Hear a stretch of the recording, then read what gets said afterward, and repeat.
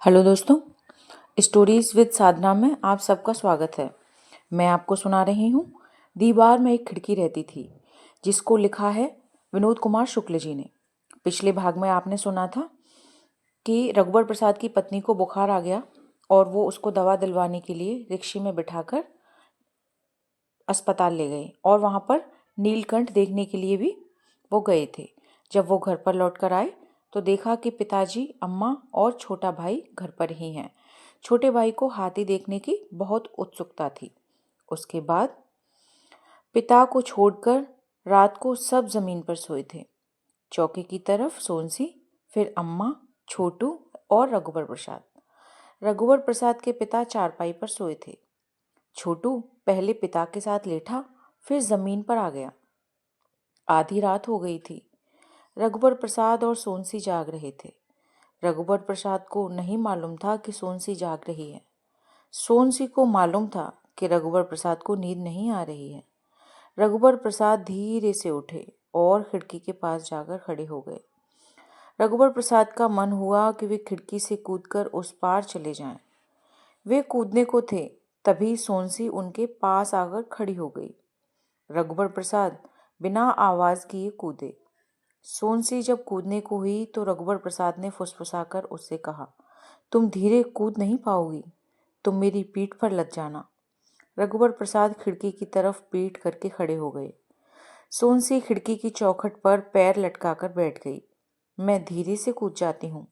नहीं, रघुवर प्रसाद ने कहा। तब सोनसी रघुवर प्रसाद के गले से हाथ डालकर लटक गई। पीठ पर सोनसी को लादे रघुवर प्रसाद घूमे। दोनों ने कमरे को अंदर देखा कि कोई जाग तो नहीं रहा है। छोटू अम्मा के ऊपर एक टांग रखे सो रहा था। पिता दीवार की तरफ करवट लेकर सो रहे थे। कमरे में खिड़की का हल्का उजाला था। खिड़की के पास अंधेरे की एक हल्की परत थी। सोनसी ने पीठ पर लदे हुए उस जगह को देखा जहां वो लेटी हुई थी, उस जगह को जहां रघुवर प्रसाद लेटा हुआ था। खिड़की का सीधा उजाला पानी की गुंडी में पड़ रहा था। सोनसी ने देखा कि गुंडी में ढक्कन नहीं लगा था। छोटू ने पानी निकाला होगा और ढक्कन लगाना भूल गया होगा। सोनसी उतरने उतरने को थी कि रघुवर प्रसाद ने गले में लिपटे सोनसी के हाथों को कस कर पकड़ लिया। उतरने दो, गुंडी खुली है, खुली रहने दो, कहकर रघुवर प्रसाद सोनसी को लादे हुए कमरे में चलने लगे। गिरा मत देना। नहीं गिरोगी, पगडंडी का मुझे अंदाजा है। गहरी रात की शांति थी। इस शांति में सबकी अलग अलग शांति थी। जैसे पीपल के पेड़ के नीचे पीपल की शांति थी। अनजाने पेड़ों के नीचे से वे गुजरे, इस पेड़ के नीचे अनजान पेड़ों की शांति थी। सोनसी रघुवर प्रसाद के कंधों में लदी रघुवर प्रसाद के हर कदम में धीरे से उछलती जाती और हूँ अलापती। यह बोलना पेड़ों, तालाबों, चट्टानों के प्रत्येक एकांत में सुनाई दे रहा था। ऐसा था कि ये दोनों जागे थे और सब कुछ नींद में झूम रहा था। पेड़ नींद में थे, तालाब नींद में था, आकाश नींद का था, पक्षी नींद के थे, वातावरण नींद में था। सोनसी ने भारी पलकों को खोलकर देखा तो जगह जगह चमकी से चौक पूरे हुए दिख रहे थे। हो सकता है अब्रक की बारीक धूल से चौक पूरे हो गए हों। तारे के प्रकाश से ये चमचमाते से थे।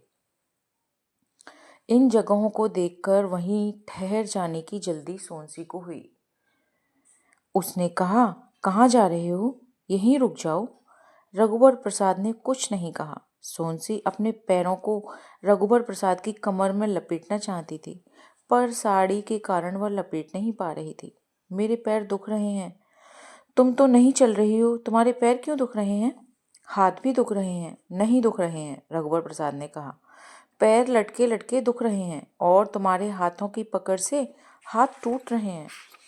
अच्छा, हाथ छोड़ना नहीं, कहकर रघुवर प्रसाद ने अपने दोनों हाथ पीछे लेकर सोनसी की साड़ी को घुटने तक ऊपर तक उठाया और कहा, अब कमर में पैर लपेट लो। सोनसी ने रघुवर की कमर में पैर लपेटे। तो रघुबर प्रसाद ने सोनसी के कूल्हे के नीचे दोनों हथेलियों को बांधकर धीरे से ऊपर उछाला तो सोनसी के हाथ रघुबर प्रसाद की गर्दन पर ढीले हो गए। रघुबर प्रसाद अब धीरे धीरे चल रहे थे। अब ठीक है? रघुबर प्रसाद ने पूछा। हाँ ठीक है, सोनसी ने कहा। रघुबर प्रसाद तालाब के किनारे धीरे धीरे चलने लगे। सोनसी तालाब में रघुबर प्रसाद की परछाई के ऊपर अपनी लादी हुई परछाई को देख रही थी। रघुबर प्रसाद सोनसी को लादे हुए धीरे से तालाब में उतर गए। घुटने तक रघुबर प्रसाद की धोती भीग गई। थोड़ी देर चुपचाप तालाब में खड़े रहे। तालाब से निकले तो और अच्छा लगा। तालाब के पास एक टीला था। रघुबर प्रसाद सोनसी को लादे टीले पर चढ़ने लगे। यह टीला नींद में टीला है, सोनसी ने कहा। मुझे उतार दो, तुम बहुत थक गए होगे। मैं बहुत थकाती हूँ। टीले के ऊपर सूखे पत्तों का ढेर था। उसी के पास सोनसी को रघुबर प्रसाद ने उतारा। उन पत्तों के अंदर के अंधेरे में 4 जुगनू पास पास चमक रहे थे। सोनसी ने पत्तों को हटाया तो जुगनू एक एक करके उड़ गए। उड़ते हुए जुगनुओं की चमक की परछाई उन्होंने तालाब में देखी। सोनसी रघुबर प्रसाद की बाह से सिर टिकाए खड़ी थी। तालाब में तारों की परछाई थी। किसी मछली के कारण तालाब का पानी हिला तो सोनसी ने देखा कि कुछ तारों की परछाई तैरते तैरते धीरे धीरे पास पास हो गई। सोनसी ने ऊपर आकाश में देखा, कुछ तारे पास पास आए दिखे जैसे पहले दूर थे। सोनसी रघुबर प्रसाद से सटी बैठे हुए वहीं लेट गई। सोनसी के पैर ढलान की तरफ थे। तुम्हारे कंधे पर चंद्रमा बैठा है, सोनसी ने लेटे लेटे हाथ उठाए हुए कहा, जैसे वह रघुबर प्रसाद को बुला रही हो। और रघुबर प्रसाद बहुत दूरी पर थे। रघुबर प्रसाद खड़े खड़े सोनसी को देख रहे थे। सोनसी को लगा रघुबर प्रसाद के कंधे पर बैठा चंद्रमा पास आ रहा है। सोनसी ने पास आने के सुख की चमक को सहने के लिए आंखें मूंद लिए थे। खड़ी होकर सोनसी ने देखा कि तालाब प्रकाशित तालाब था। तालाब का तल प्रकाशित तल दिख रहा था। क्या चंद्रमा तालाब में डूब गया है?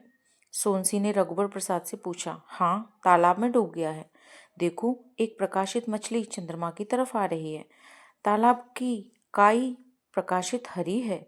चंद्रमा तारे तालाब के पानी से धुल गए हैं। आकाश में इनको देखो तो ये सब शीतल स्पष्ट हैं। हाँ, बस उतने ही तारे धुले हैं जिनकी परछाई हमें तालाब में दिख रही है। बाकी तारे शीतल और स्पष्ट नहीं हैं। चंद्रमा शीतल और स्पष्ट है। चलो, रघुबर प्रसाद ने कहा। प्रकाशित जल में डूबे हुए चंद्रमा के पास नहाएंगे। चंद्रमा के पास मैं नहीं नहाऊंगी। अच्छा, चंद्रमा से दूर नहाएंगे। कपड़े उतारकर चंद्रमा से दोनों दूर तालाब में कूद गए। देर तक डुबकी लगाकर दोनों नहाते रहे। चंद्रमा तुम्हारे पास चोरी चोरी आ रहा है, रघुबर प्रसाद ने कहा। ओ हाँ, सोनसी ने कहा। वह तैरते हुए चंद्रमा से दूर चली गई। चलो बाहर निकलो, सबके जागने का समय हो रहा है, बूढ़ी अम्मा गुस्से से बोली। वह तालाब के किनारे खड़ी थी। बूढ़ी अम्मा, चाय है? रघुबर प्रसाद ने पूछा। नहीं, चाय पीते तक सब जाग जाएंगे, जल्दी भागो। अच्छा, रघुबर प्रसाद ने कहा। बूढ़ी अम्मा चली गई। जल्दी बाहर निकलो, सोनसी ने कहा। सोनसी ने पश्चिम की दिशा की तरफ 10 तारों को पतंग की आकृति में जाते हुए दूर देखा। पूरब से तारे अलग आकृतियों में एक के बाद एक इकट्ठे होकर पश्चिम की तरफ इकट्ठे हो रहे थे। पूर्व से सूर्य उदित होने की तैयारी में था। दोनों दौड़ते हुए घर की तरफ लौट रहे थे। घर के पास थोड़ा पहुंचे होंगे तो चिड़िया ने चहचहाना शुरू कर दिया। कुछ और पास पहुंचे तो कोयल कूकने लगी।